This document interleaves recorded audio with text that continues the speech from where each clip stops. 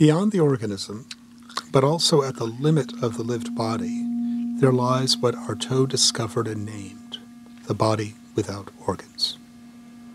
The body is the body, it stands alone, it has no need of organs, the body is never an organism. Organisms are the enemies of the bodies. The body without organs is opposed less to organs than to the organization of organs we call an organism. It is an intense and intensive body. It is traversed by a wave that traces levels or thresholds in the body according to the variations of its amplitude. Thus, the body does not have organs, but thresholds, or levels. Sensation is not qualitative and qualified, but has only an intensive reality, which no longer determines within itself representative elements, but allotropic variations. Sensation is vibration. The body is completely living and yet non-organic. Likewise, sensation, when it acquires a body through the organism, takes on an excessive and spasmodic appearance, exceeding the bounds of organic activity. It is immediately conveyed in the flesh through the nervous wave or vital emotion. Bacon and Artaud meet on many points. The figure is the body without organs. Dismantle the organism in favor of the body, the face in favor of the head. The body without organs is flesh and nerve. A wave flows through it and traces levels upon it. A sensation is produced when the wave encounters the forces acting on the body. An affective athleticism, a scream breath.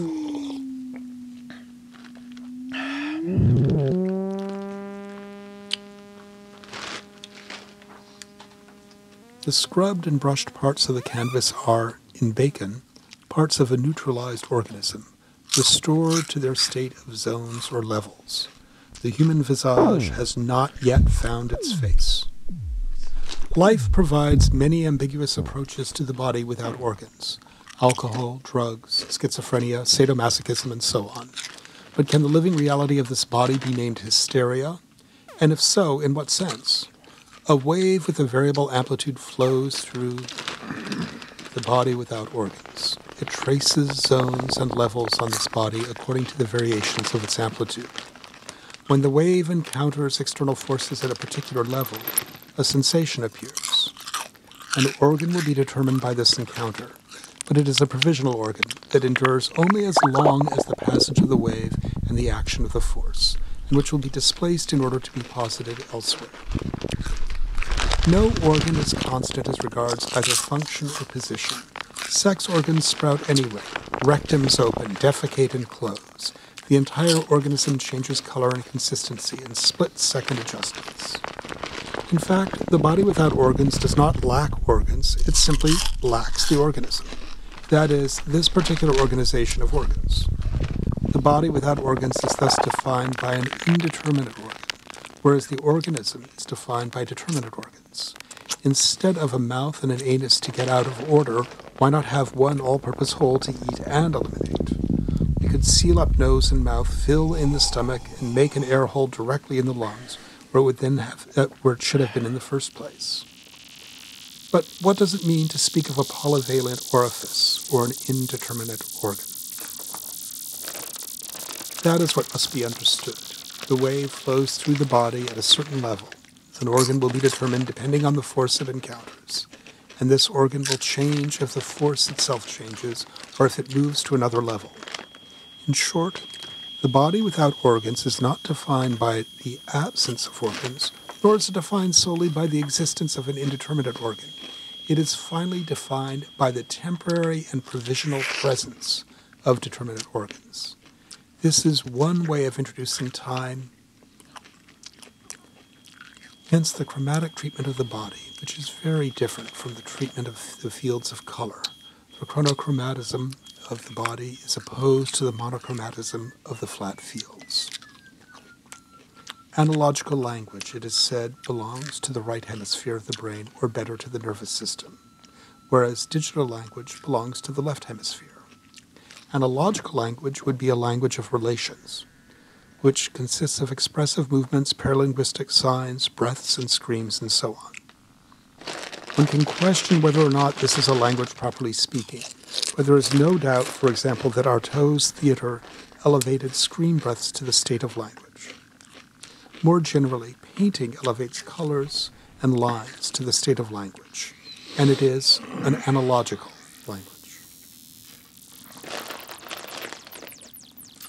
The fact that these relations play within a margin of error great enough for the image to present significant differences from the original object does not negate the fact that these differences are attained by a loose resemblance, sometimes decomposed in its operation, sometimes transformed in its result. In this case, analogy is figurative and resemblance remains primary in principle. In this last type of analogy, a sensible resemblance is produced, but instead of being produced symbolically through the detour of the code, it is produced sensually through sensation. The name aesthetic analogy must be reserved for this last eminent type, in which there is neither primary resemblance nor prior code, and which is both non-figurative and non-codified.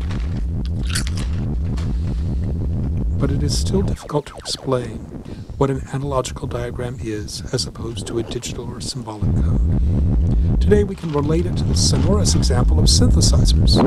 Analogical synthesizers are modular. They establish an immediate connection between heterogeneous elements. They introduce a literally unlimited possibility of connection between these elements on a field of presence or finite plane whose movements are all actual and sensible. Digital synthesizers, however, are integral. Their operation passes through a codification, through a homogenization and binarization of the data, which is produced on a separate plane, infinite in principle, and whose sound will be produced only as the result of a conversion translation. A second difference appears at the level of filters. The primary function of the filter is to modify the basic color of a sound, to constitute or vary its timbre. But digital filters proceed by an additive synthesis of elementary codified formats, whereas the analogical filter usually acts through the subtraction of frequencies, high pass, low pass, and so forth.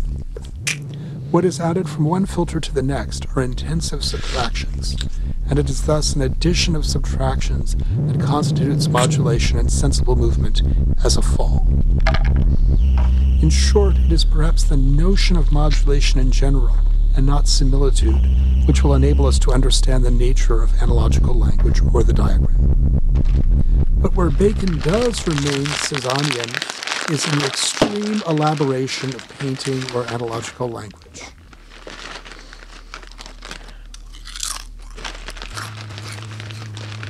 One consequence of this is that even black and white are liberated.